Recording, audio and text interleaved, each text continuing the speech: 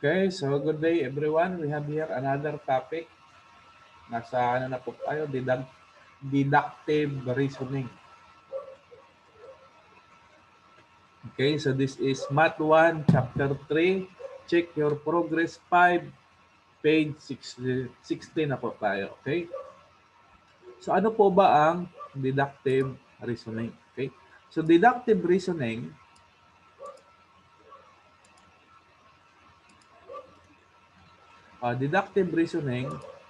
is the process of reaching a conclusion. The process of reaching a conclusion by applying general principles and procedures. Ganito po yan.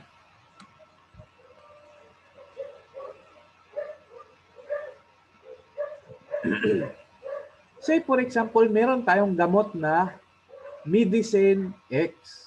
Okay?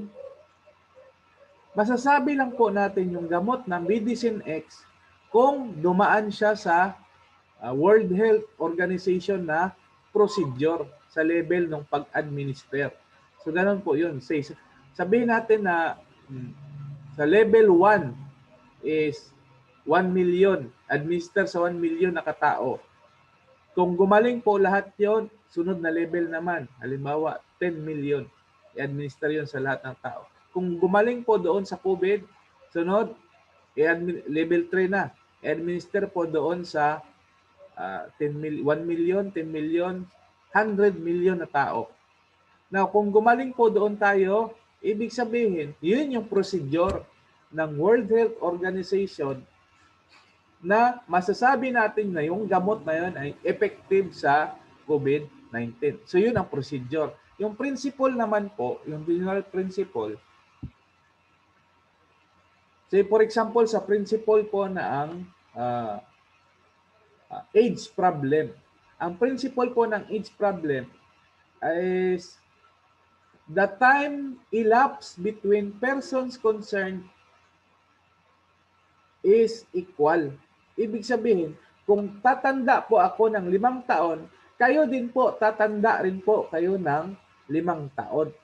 So, by applying those principle at nasolve natin yung question about age problem, then masasabi natin deductive reasoning po yun. Deductive reasoning. Ibig sabihin ng deductive reasoning yung simula, may let, then, solve. Ganun po ang deductive reasoning. So usually deductive reasoning po ang ginagamit natin sa pag-solve ng mga math problems. Okay? So yun po yung traditional na process ng pag-solve natin, that is deductive reasoning. Okay? So ganito po yan. Example. Pick a number, multiply the number by 6, add 10 to the product, divide the sum by 2, and subtract 5. Let n represent the original number. So sinabi na kasi let n. Sabihin natin solution. Solution. Okay? So let n be the number. Na number na na-pick natin. Kahit any number. Okay? So, number 1, multiply the number by 6. So, magiging 6 times n. Magiging 6 times n. And our answer is 6n. Next naman is add to the product 10. So, magiging 6n plus 10 is equals to, ano tawag dyan?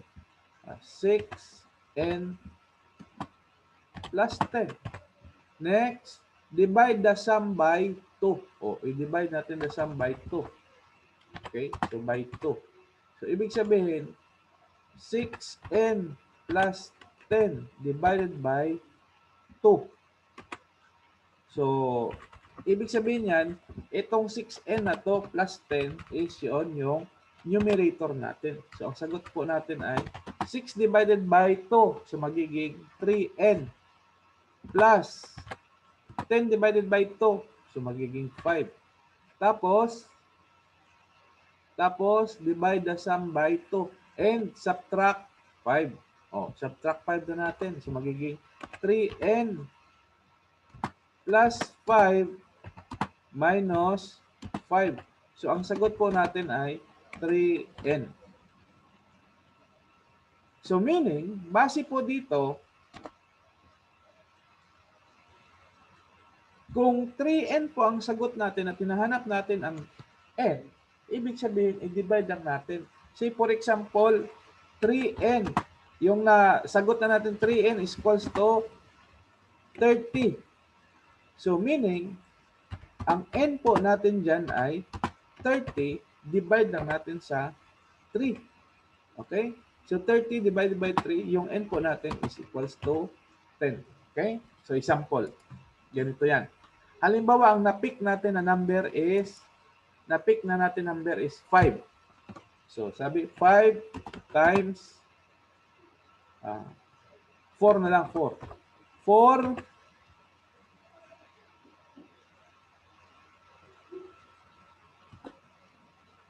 times 6. Yun yung number natin eh. 4 times 6. Okay? So, 4 times 6 is equals to 24. So, yung pick na natin na number is let n is equals to 4.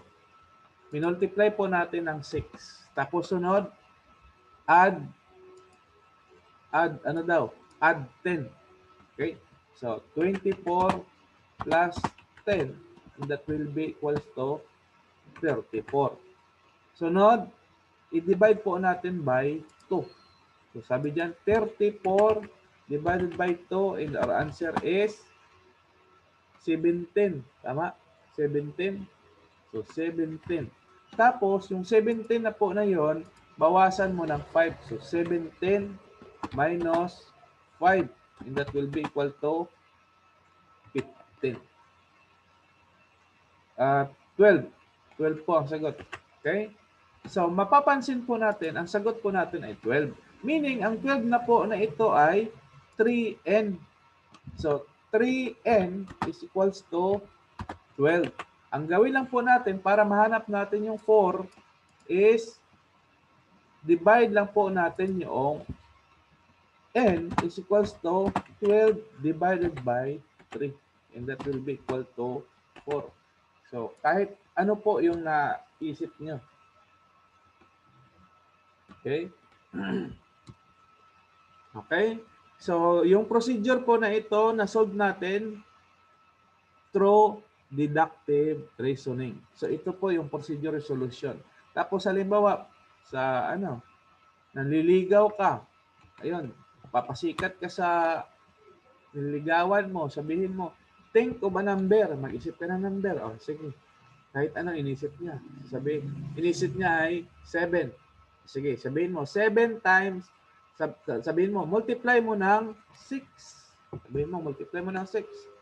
So, ang gagawin naman niya ay multiply niya. So, 7 times 6, that is 42. 42. Tapos sabihin mo, add mo ng 10. So, 42 plus 10. Ang sagot is 52. Pag nag-add ng 10, sabihin mo sa kanya, divide mo ng 2. O, divide by 2. That is equals to 26. 26. Tapos yung sagot mo na yan, subtract mo ng 5. So, subtract mo ng 5. So, 26 minus 5. Ang sagot po ay 21. Ngayon, yung sagot mo na yan, i-divide mo ng 3. So, sabi niya, oh, sige. Anong sagot? So, 21. Sinabi niya, 21. Oh, sige. So, 21, divide mo ng 3. Sabihin mo. So, anong sagot? 7. So, yun po ang na-choose mo, 7.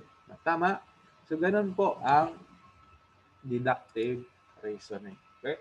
So, sana naintindihan niyo to, ang discussion na ito. Inuulit ko, deductive reasoning, yun po yung usual na ginagamit natin pag nag-solve tayo ng math problem. Okay? So, the process of reaching a conclusion by applying general principle and procedure. Okay? So, don't forget to hit like and subscribe to our channel. Sir Lloyd po, libre na po ang tutorial dito. Wala pong tuition fee na babayaran dito. Okay? So, ang gawin nyo lang para mag-enroll is subscribe nyo lang po at kailangan mo lang din ay data. Okay? Subscribe mo lang. Dapat may Google Classroom ka. Okay? Yung mga hindi nakasubscribe, yun po ang tinatawag natin na sit-in. Mga sit-in po yan. Papasok lang dyan, papanood lang, okay lang, mga sit-in. So, okay rin yun. Okay?